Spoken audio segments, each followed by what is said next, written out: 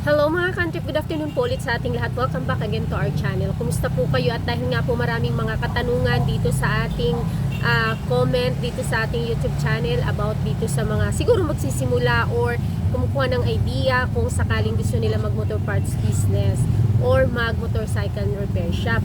So mga ka-antrip, may katanungan tayo dito sa ating ka-antrip na kung mag-repair shop daw ba, kanino ba dapat ang mga tools or yung mga kagamitan? Dapat ba provide ng mekaniko or dapat ba ipo-provide ng may-ari ng shop? Wait lang po. Ayan, to be honest mga ka-antrip, yung mga shop owner na pumapayag na gamit or tools ng mga mekaniko ang dadalhin nila doon sa shop at makikipwesto doon sa kanila, and then pag-uusapan na lang nila yung partihan, ay para sa akin doon offer po yun kalimitan at pumapayag yung mga shop owner na ganun, yung mga baguhan pa lang. Kasi kami noon, ako noon, nung bago pa lang doon sa first branch namin, ay ganun din. So wali may pwesto na kami doon, may shop, so may pumunta na mekaniko na mag-apply daw siya doon. Tapos, kanya na ang mga tools. So bali, wala na kaming parte sa labor dahil siya ang magpo-provide ng mga tools at magbibigay lang daw siya ng para sa kuryente. So as baguhan, wala akong ka-idea. 9 years ago ay umuki ako, So mga ka-antre, para dun sa mga baguhan, ay ito'y para sa inyo talaga, yung makakapulutan nyo ito ng idea at saka magagamit nyo talaga ang sasabihin, ang share ko sa inyo sa video na ito. So as baguhan mga ka-antre, patakala ko ay okay, syempre mekaniko yung nag-offer ng ganun, ay pumayag naman din ako mga ka-antre.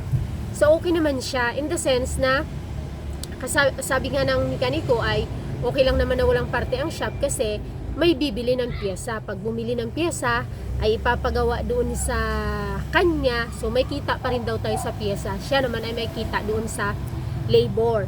Ang problema kasi pag ganun mga ka-antrip, later on na-realize ko mga ka-antrip, masyado siyang magulo. Masyado siyang magulo na in the sense na bawat halimbawa nag-welding, magbibigay ng ganito. Kung ganun mga ka-antrip ang magiging setup ninyo, nagagamit siya ng kuryente. Kung ganun ang napag-usapan nyo at pumayag kayo kung sakaling ganun, dapat mag-provide siya ng yung ano ba tawag dito? Yung mabibilang or yung kontador, may rin siya sariling extension ng kontador ng inyong kuryente. May tawag diyan, hindi ko lang maisip talaga. Para yung reading niya sarili doon. Syempre siya ang magpo-provide noon kasi siya ang mag-extend at sa kanya ang kuryente na magagamit noon. Second mga ka-antrip, akala natin di lang na mga ngailangan ng tubig, but syempre pakunti-kunti lang yan, but in the long run, marirealize mo rin as shop owner na wala ka nang kinikita doon sa labor, tapos nagagastusan ka pa, nagkukonsume pa ng tubig. Ang masakit pa doon mga ka-antrip, kung hindi bumili sa'yo ng pyesa at may customer lang galing sa labas at nagpagawa doon. Tapos biglang may customer kang darating na maghihintay dahil may ginagawa siya. Tapos hindi makahintay kasi kung sakaling matagal yung ginagawa niya, umalis na lang. Sasabihin, babalik na lang daw. So sa umpisa kasi mga ka-antrip, hindi mo yan siya ma-realize at parang okay lang siya. Ito pa mga ka-antrip, parang wala kang control talaga doon sa mekaniko. Para siyang may sariling mundo, may sarili siyang batas, may sarili siyang patakaran. Wala kang input doon sa magiging trabaho niya. At hindi lang ako naka-experience ng ganun mga ka-antrip. May ka-antrip din tayo nag-share before na talagang naging napakalaking problema niya yung mekaniko dahil sa ganung setup. Nakisyo ay pinagmumukha pa siyang ganito yung mga sagutan na pag parang nananaga ng labor, tapos pag inano mo siya, pag parang sinita mo or tinanong mo na parang sasabihan ka na hindi mo alam yung investment niya sa tools dahil siya ang gumastos noon at wala namang alam itong si shop owner. So medyo masakit yung mga ka-antrip at medyo magulo mga ka-antrip. Kaya for me mga ka-antrip, my opinion talaga, dahil na-try ko na yung ganong klaseng at itutuloy ko mga ka-antrip yung kwento doon. Katagalan pala mga ka-antrip, pag medyo nagkakasungay na yung mekaniko mga ka-antrip, ganun na yung mga gagawin.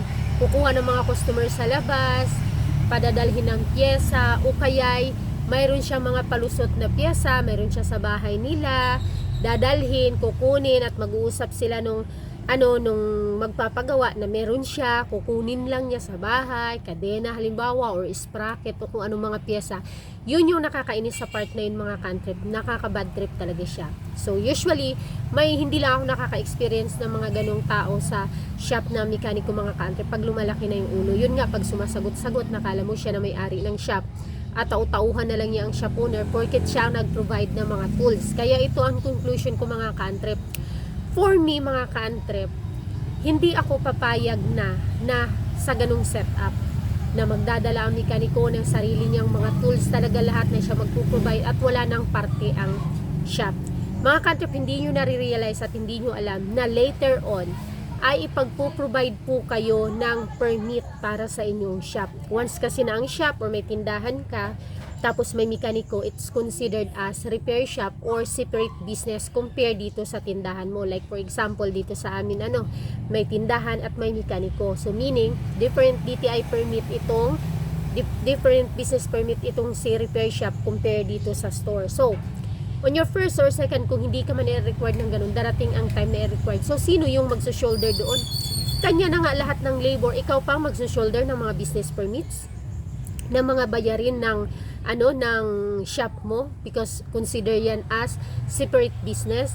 And then magpapa-accredit ka sa DTI. Kung hindi ka man ngayon, dahil first year mo pa lang, second year mo pa lang, basta't darating ang time sa pang second year mo na kailangan mo magpa-accredit sa DTI. So magbabayad ka na naman, may gagastusan ka doon, and then renew yan. Sino magsa-shoulder nun, mga ka-trip? Siya ba or ikaw? Kasi kung siya, papayag ba kaya siya na hindi siya makikihati sa'yo to think na sa'yo yung business? Tools lang yun sa kanya. Kasi kung siya ang magpo-provide ng yun, hindi mo na business yan. Business niya na. Kasi ang magpo-provide, siya ang doon, siya na yung nakalagay doon sa pangalan, kanya na business yun. Second, mga ka-trip, hanggang saan ba kayang extend ng ating na kuhang mekaniko yung sinasabi niyang siya ang magpo-provide ng tools para sa shop para wala ka ng parte at magbibigay na lang siya para sa kuryente at sa tubig?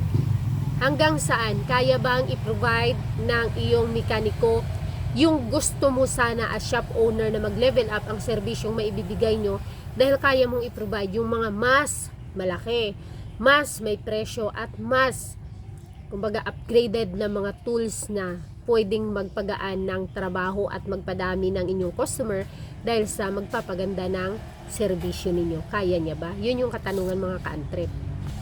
So yun yung mga titingnan natin, mga ka-trip, na mga detalye. Kasi kapag baguhan pa lang tayo kung ano yung offer, at lalo na kung wala tayong idea, di ba? Usually ang nagmamando talaga ng mga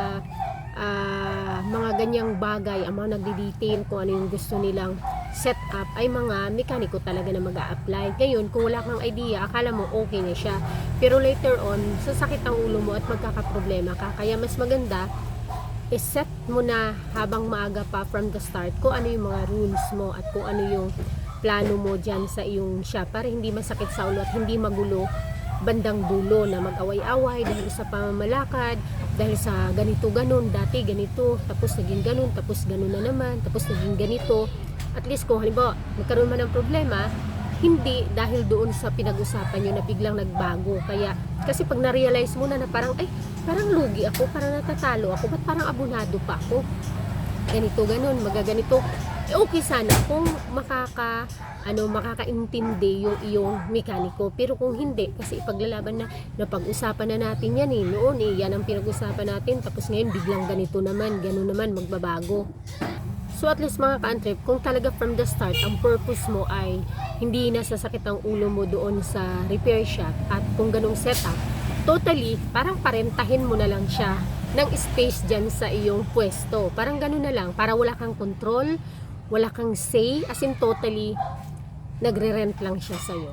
Ganun na lang siya, mga ka-trip, kaysa yung may mekaniko ka na wala kang share doon sa sa labor, walang share ang shop mo sa labor, ang shop owner, kasi magiging masakit lang siya sa ulo in the future. So kung ganun man, parentahin mo na lang siya, bigyan mo na lang siya ng sariling space dyan, pa-extensionan mo siya ng sarili niyang kuryente, tubig, at ayun, mag-rent na lang siya dyan sa'yo para may katabi kang shop na may katabi kang shop or may katabi kang mekaniko para wala nang expectation. Wala kang expectation galing sa kanya, wala siyang expectation galing sa'yo. Pag gusto siya, kung magkanong singil niya, dahil hindi mo naman siya, kumbaga, hindi na siya connected sa shop mo, separate business siya. So, kung may bibili sa'yo, papagawa sa kanya, kung namahalan dahil nga sa nananaga, labas ka na doon. Kasi kapag halimbawa, sa shop natin siya, atin ang tools, tapos pag nananaga kasi na may compare natin sa ganito, ganun, may say tayo kahit papaano na ano kaya kung ganito, ganun, ano. Kapag hindi, totally wala kang control, wala kang say kung ganun yung setup nyo. So yun lang mga ka-antrip, basta huwag kang pumayag na kung halimbawang magmimekaniko ka, in-house kumbaga, na walang parte ang shop mo. Kasi marami kang pagkakagastusan dyan. Tandaan palagi, ang tools na sisira, ang tools na wawala, kailangan palitan, kailangan ding mag-upgrade ng mga tools. So, yun lang mga ka-antrip. Thank you sa pagtanong at sana ay nakabigay ito ng konting idea doon at tips sa ating mga ka-antrip na may same na mga alalahanin sa kanilang future plans sa ganitong klaseng negosyo. Bye-bye!